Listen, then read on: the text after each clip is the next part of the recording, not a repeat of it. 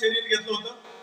हनुमंताला एका झटक्यात पार करावं म्हणून हनुमंताच्या दिशेनं एक कोलीत नावाचं शस्त्र घेतलं आणि बरोबर हनुमानजीच्या दिशेनं पळत येऊ लागलं. प्रताप देखो निशाचरी वेगी वाढला कपी केसरी 10 योजने गगनांतरी उसळून दुरी चालिला. त्याचा आकार बघितल्यावर हनुमंतानं म्हणले असले खेळणे मी लहानपणापासून खेळला. तुझ्यापेक्षा दुप्पट चौपट मला होता येते. हनुमानजीची एवढी उंची वाढली त्याला वरी बघावं लागलं. डोक्याची टोपी खाली पडली. हनुमंताकडे वर बघता बघता त्यानं खाली काय झालं. जैसा तापला लोह गोळ सवेग चालिला सबळ जैसा तैसा परतला गोळांगुळ. राहिली. जैसा तापला लोह गोळ तैसा परतला गोळांगुळ सवेग चालिला सबळ जैसा कलोळ अग्नीचा.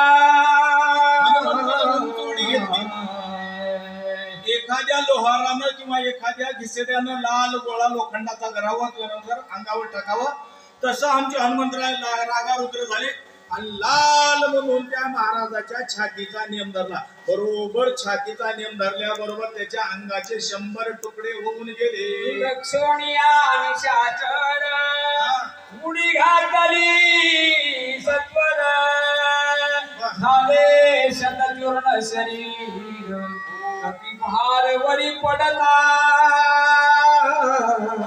साप जर निघाला तर सापाला कुठं मारतात मामा.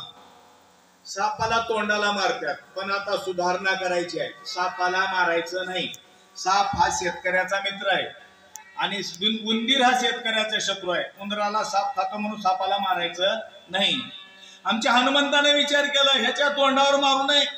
कारण ह्यानं काय एका होईना वाकडं तिकडं मागच्या अध्यायामध्ये रामायण सांगितलंय. रामायण सांगितलेल्या माणसाच्या तोंडाला लागायचं नाही, नादाला लागायचं नाही. म्हणून ह्याच्या छातीचा नियम धरला. बरोबर हनुमंतानं छातीवर उडी टाकली. टाकल्याबरोबर ह्याच्या शरीराचे 100 तुकडे झाले. ह्याचा पसारा झाला. खाली पडला आणि पडता पडता काय म्हणतात राक्षस आतुर बळी अक्रंद विधली आरोळी कपी बुधी युद्ध समेळी मी रांगोळी करीन. शरीराचा भार ह्याला पेलला नाही. हनुमंताला अंगार घेऊन येणं खाली पडलं. शरीराचे 100 तुकडे झाले. याचा चुराडा झाला. तोंड शिल्लक होतं. हनुमंतानं मुद्दाम तोंड ठेवलं होतं. कारण यानं रामायण सांगितलं. रामायण वगैरे सांगितलं. सगळं त्यानं केलं आणि मग ह्याच्या तोंडाला न लागता ऐसे बोलता राक्षस भूमी आदळला कर्कश निधा उठिला बहुवस केले पर्वते सदनाला. जर मी उठलो तर तुला ठेवणार नाही म्हणलं. खाली आपटला. त्याचा सपाट होऊन गेलं. काही शिल्लक राहील नाही. पण जमिनीवर थरकाप झाला. रात्रीची वेळ आहे. 2 वाजले तर पत्रावर जर दगड पडला तर रात्री झोपेतून माणसं उठतात. काय झालं, कुठून आलं, कशाचा आवाज आला, काय झालं, मग शब्द झाला अत्याद्भुत गंधर्व होते निद्रिस्त उठून यात सैरा धावत पर्वती. या ओवीचे आपण 3 अर्थ सांगू. जे आवडल ते घ्या. त्याचा पहिला अर्थ आहे आमच्या हनुमानजीचा नियम झाला ह्यानं पडला खाली. दुसऱ्याचा अर्थ आहे वंगळे माणसं वंगळ काम केलेले जन्म मरताना सुद्धा चांगल्या वेळेला मरणार. बरोबर शनिवारी मरत्यात, रविवारी मरत्यात आणि पुढल्या रविवारपर्यंत 5ची जोडी करत्यात. ह्यानं बरोबर खाली पडलं. 14,000 लोक उठली. याचा अध्यात्म सांगतो तुम्हाला. याचा रामायणातला अध्यात्म सांगतो. ह्यानं म्हणला मी मुक्त झालो.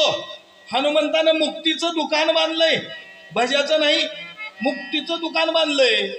आणि त्या हनुमंतानं मला मुक्त केला. झोपलाव काय? उठा उठा साधू संत साधा फुले हित जाईल हा नरदेह मग कैसा भगवंत, अशी हाक मारली आणि ते गंधर्व जागे झाले. त्या गंधर्वाला या हनुमंताच्या पुढे आणून उभं करण्याचं काम ह्यानं केलं. म्हणतात बोला. दनका उठिला दुर्धर जागे झाले सत्वर, घेऊनिया शस्त्रास्त्र पर्वतेंद्र शोधिती. रात्रीची वेळ पुण्या दणका झाल्याबरोबर 14,000 लोक राखायला होती. आमच्याकडे आंबट चिंचला राखायला 2-2 माणसं आहेत. कामातून गेलेल्या म्हातारीला तिथं बसवित्यात. तिनं कुणाला बोटटोक तोडू दिला. इथं 14,000 लोक राखायला होती. ते चटकन उठले. आवाज कुठून आला, कशाचा आला, कुणी गेले का औषधाकडं, इकडं पळू लागले तिकडं पळू लागले. पण पळताला गडबड होती आहे. भाला चालविणारा तलवार घेतला, तलवार चालविणारा बंदूक घेतला, एकाचा मेळ एकाला लागला नाही. काय झालं?